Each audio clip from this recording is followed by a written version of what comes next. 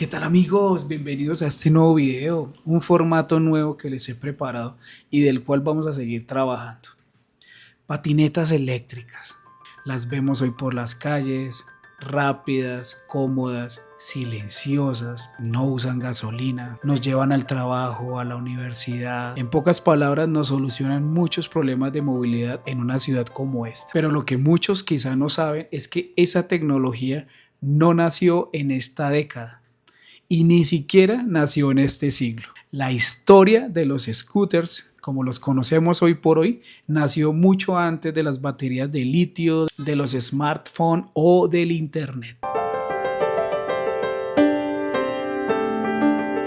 Resulta que hace más de 110 años existía algo muy parecido a las scooters que conocemos hoy por hoy. Solo que era una tecnología que quizás estaba demasiado adelantada a sus tiempos. Imaginen esta escena. Estamos en Nueva York, año 1915, calles con caballos, no había televisión, no había internet, apenas estaban desarrollando los primeros vehículos, no habían semáforos, pero en esa época ya estaba circulando un vehículo que se parecía muchísimo a los scooters que conocemos hoy por hoy.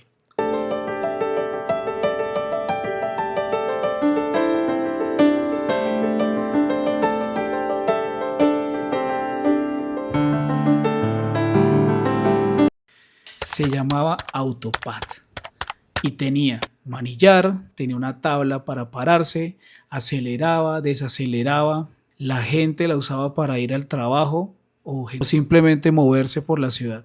De hecho, algunas de las celebridades o de las personas más ricas de la época la usaron para poderse transportar en medio de esta ciudad, de esa época. Solo que esto tenía un problema. Para aquella época las baterías de litio todavía ni siquiera estaban pensadas. En esa época algunos vehículos eléctricos ya existían, pero eran muy pesados, muy costosos y muy poco prácticos para el uso masivo. Por eso es que en esa época la sociedad prefirió los vehículos de combustión y esos fueron los desarrollos que empezaron a realizar.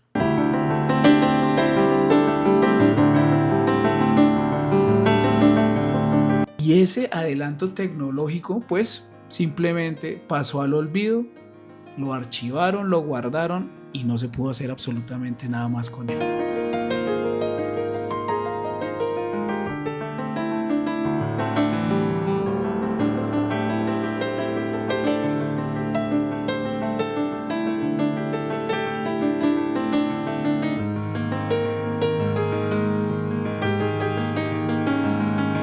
El Autopad fue fabricado por Autopad Company of America, una empresa ubicada en Long Island, Nueva York. Su inventor, Arthur Gibson, quien obtuvo la patente de este vehículo.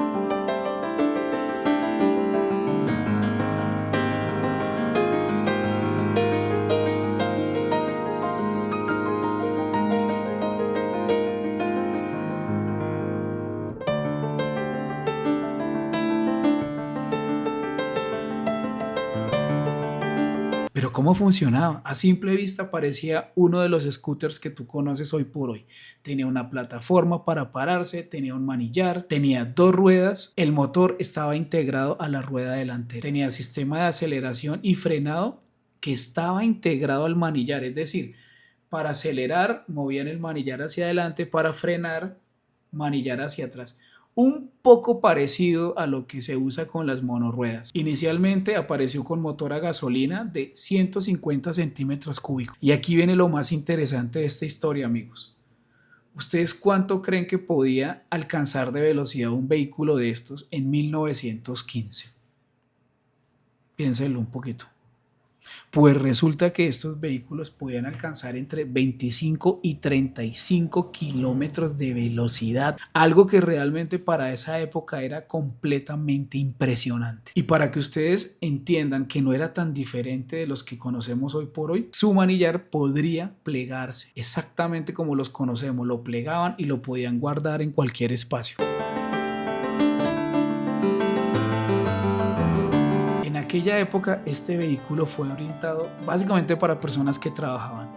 médicos, carteros, policías y principalmente para mujeres profesionales. En aquella época pues era una muy buena solución para el transporte, ya que los vehículos a combustión, estamos hablando de los carros, eran muy costosos y no todas las personas tenían la capacidad de poder comprar uno de esos. Y aquí viene un dato muy interesante, y es que estos vehículos en aquella época se volvieron como el vehículo favorito, o digamos que fue desarrollado básicamente para las mujeres, fueron quienes más lo aprovecharon, ya que esto les daba de alguna manera independencia de poderse mover y no estar dependiendo de otro tipo de transporte.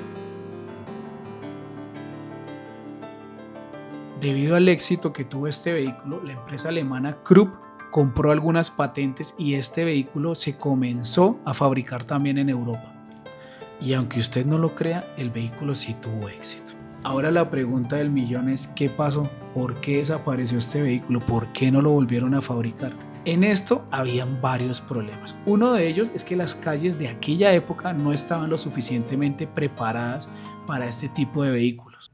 Esas ruedas pequeñas, que de hecho no eran tan pequeñas, eran de 12 pulgadas, amigos, no estaban preparadas para calles destapadas, y algunas calles de esas que vienen como adoquinadas, como que les digo yo, como la Candelaria más o menos, de ese estilo. Otra de las razones de su desaparición es porque realmente el vehículo era costoso.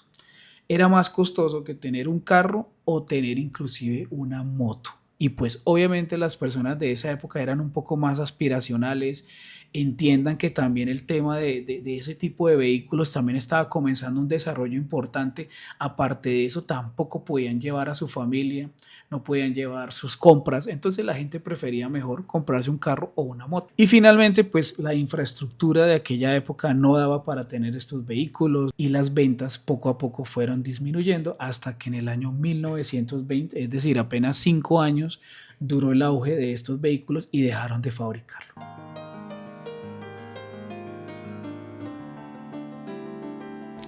En síntesis, fue un vehículo demasiado adelantado para su época. Increíble que pasados 100 años nosotros estemos viendo esto como la última maravilla, lo que nos está salvando de tener que perecer en este transporte de las ciudades tan caótico. Se puso de moda. Quizás este era el momento adecuado. Ahora, obviamente, con una tecnología más avanzada como las baterías de litio, los motores brushless, pues ya digamos que este sí era un momento adecuado para eso. Pero, de todas maneras, los vehículos que conocemos hoy por hoy prácticamente son calcados del Autopad. Ese vehículo, desde su concepción, tenía todo lo que tienen los vehículos hoy por hoy. Entonces, amigos, en conclusión, el Autopad no fracasó, simplemente se desarrolló 100 años antes. Ahora tienen un poquito de contexto de dónde viene esta tecnología, y curiosamente no se la inventaron los chinos como todos pensamos. Espero que este video les haya gustado, espero que este contexto les ayude a entender un poquitico más sobre estos vehículos que tanto disfrutamos, de dónde vienen y hacia dónde van. Si les gustó este video, por favor suscríbanse, compártanlo, comenten si tienen alguna duda, porque la idea es seguir haciendo videos con un poquito de datos curiosos y de historia de la movilidad eléctrica. Un abrazo para todos y nos vemos pronto.